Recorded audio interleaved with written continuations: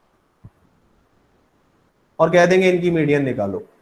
जब discrete series से related अगर कोई क्वेश्चन आएगा तो उसका फॉर्मेट कुछ इस तरह से होगा, जैसे मैंने आपको कल जो असाइनमेंट में क्वेश्चंस दिए थे वो हाँ उसके अंदर एक क्वेश्चन शायद डिस्क्रीट का था और एक क्वेश्चन कॉन्टिन्यूअस का था, if I am not wrong.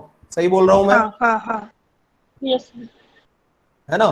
तो वो कुछ इस तरह का होगा, आपको कुछ वैल्यूज यहाँ गिवन होंगी और कुछ वैल्यूज यहाँ गिवन होंगी, x एंड f दोनों गिवन होगा। कॉन्टिन्यूअस सीरीज का क्वेश्चन होगा तो अगेन फॉर्मेट तो कुछ इस तरह का होगा, लेकिन आपको क्लास इंटरवल गिवन होगा x की जगह, रेंज दे देगा, f तो वहीं का वहीं होगा। जैसे आपको कह दिया कि 10 to 20, 20 to 30, 30 to 40, 40 to 50 and frequency दे देगा, something like this. Yes, Soma, am I clear? ठीक है, यही थैंक यू पूछा- सर। यही पूछा था आपने?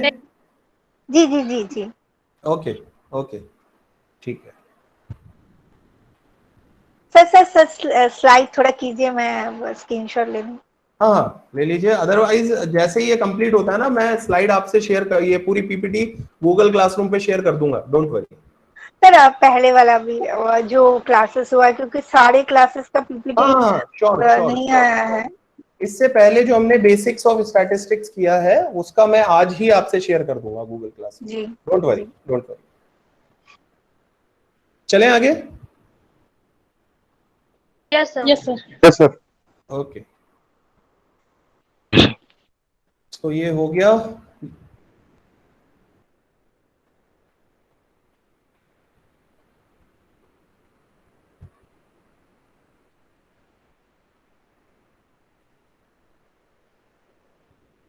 ये आपके सामने क्वेश्चन है, marks in maths, number of students, discrete series का एक क्वेश्चन है।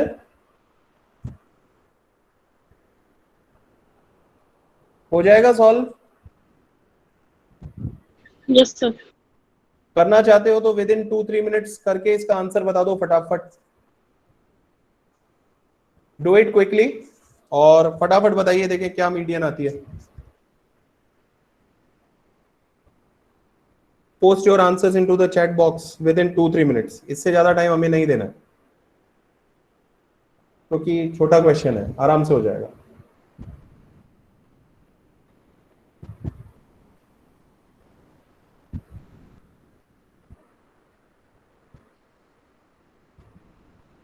Deepak has answered 75. Okay.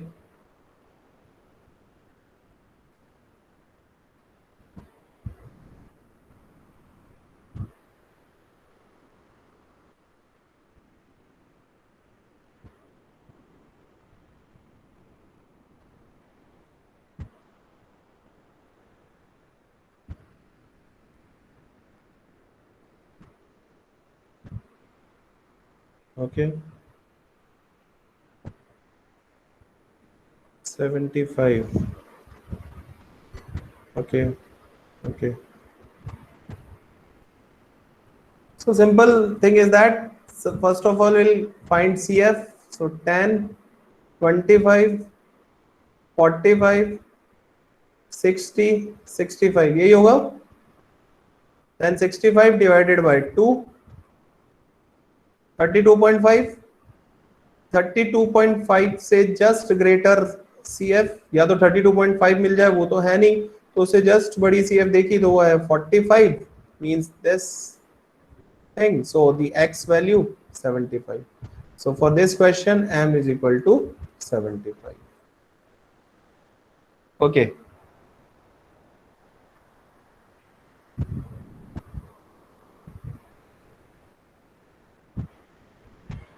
Is it clear with everyone?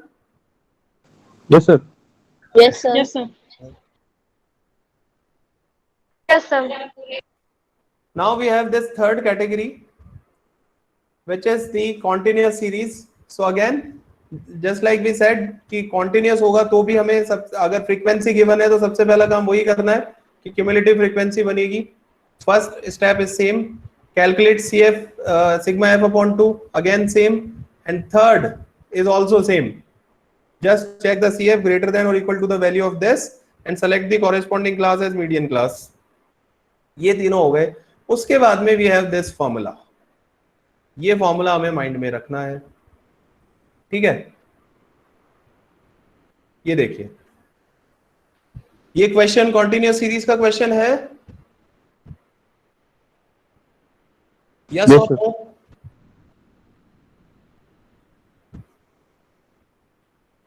Yes, sir. Yes. So we have this class and we have this number of people. So it is related to the weight in kg and number of people who have the weight under that particular range. वो यहाँ given है आपको. So this is your class and this is your frequency. ठीक है. So first of all, sir ने कहा CF बनानी है तो CF बना लेते हैं. So CF 5, 12, 15, 17, 21 सही बनाई है. Yes, sir. Okay, then next step क्या था? Sigma F upon 2. So sigma F का टोटल करिए. So sigma F will be 21. So 21 divided by 2 कितना? 10.5. अब क्या करेंगे? 12 को सिलेक्ट करेंगे सर. 12 का class, group of yes, class. 10.5 से जस्ट ग्रेटर CF देखी क्योंकि 10.5 तो था नहीं. और बस यहां से अब प्रोसेस थोड़ा सा चेंज हो गया. ये जो हमने सेलेक्ट किया वहां तो x वैल्यू थी, डायरेक्ट आंसर कर दिया. This will be called as median class. जो ये 12 आपने सेलेक्ट किया है उस पूरी क्लास को हाईलाइट कर दीजिए and that class will be called as median class. अब हम इस फॉर्मूले को समझते हैं. Median m is equal to L plus sigma f upon 2 minus C upon f into I. इसको जनरल लिखें. m is equal to L plus sigma f upon 2 minus C upon f into I. What are all these? L is lower limit of the median class. Median class जो आपने select की है उसकी lower limit हमारे case में कितना होगा? L. What will be the value of L? 70 sir. 70. 70. हर सब क्लियर है इस चीज से कि 70 कैसे आया? It is saying L is the lower limit of median class. So जो मीडियन क्लास आपने सेलेक्ट करी है उसकी लोअर लिमिट देख लीजिए. This is lower limit and this is upper limit. तो लोअर लिमिट हो गई 70. ठीक है. F is frequency of median class. Median class की फ्रीक्वेंसी कितनी है? 21. Frequency of the median class 7. 7.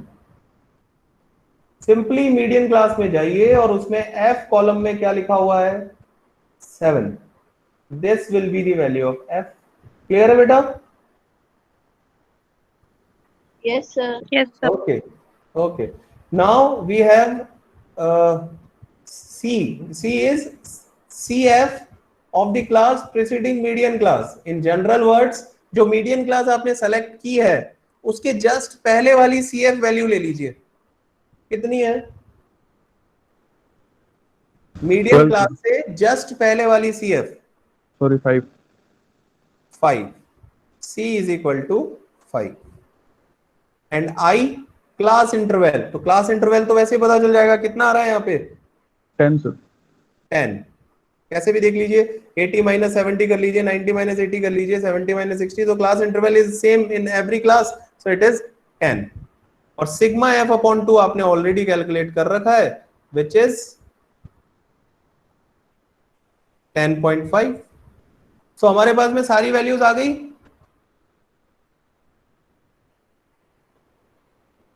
Any problem in these values? किसी को भी किसी भी तरह की प्रॉब्लम है इन वैल्यूज में तो बताइए.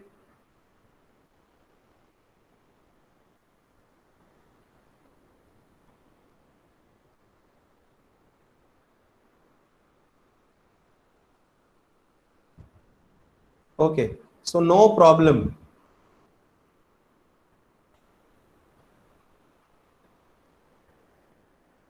All right. So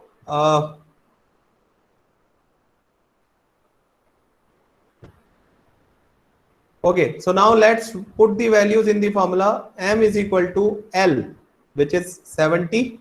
So 70 plus sigma F upon 2, which is 10.5. So 10.5 minus C is 5. So 10.5 minus C is 5 divided by F. F is frequency of the median class, which is 7, into class interval, which is 10. So M is equal to, अब 70 को as it is रख लीजिए यहाँ पे अभी and solve this. So 10.5 minus 5 कितना होगा?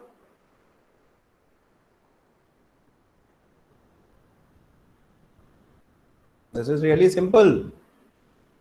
5.5. 5.5 upon 7 into 10. So we'll have M is equal to 70 plus 5.5 into 10 करेंगे तो ये आ गया 55 upon 7. Solve it quickly.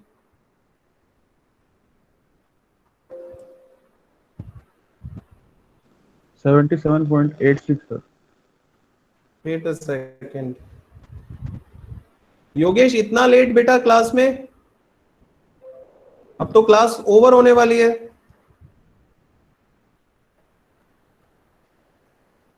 Yes, Yogesh.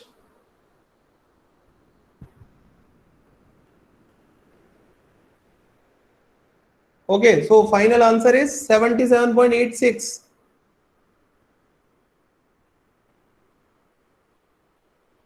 Okay. So I am getting answers. जागृति ने आंसर कर दिया, दीपक ने आंसर कर दिया. Okay. Nitakshi has answered. Okay.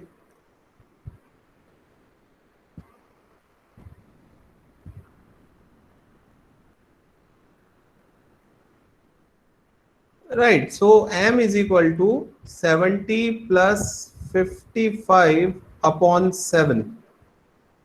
यही था. So M is equal to 70 plus, you just divide 55 by 7.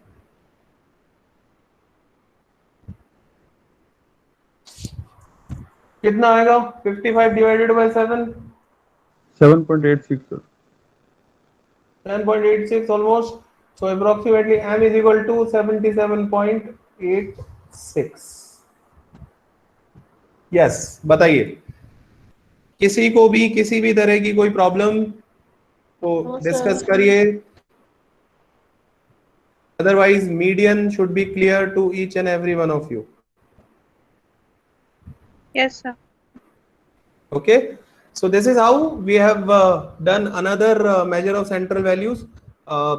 In tomorrow's class, we'll do the mode and we'll be completing this particular basic topic so that we'll be moving on to the advanced topic like correlation, regression और stats का ये part हमारा finish हो जाएगा. अभी time लगेगा, but this basic topic will be finished I think hopefully tomorrow, right?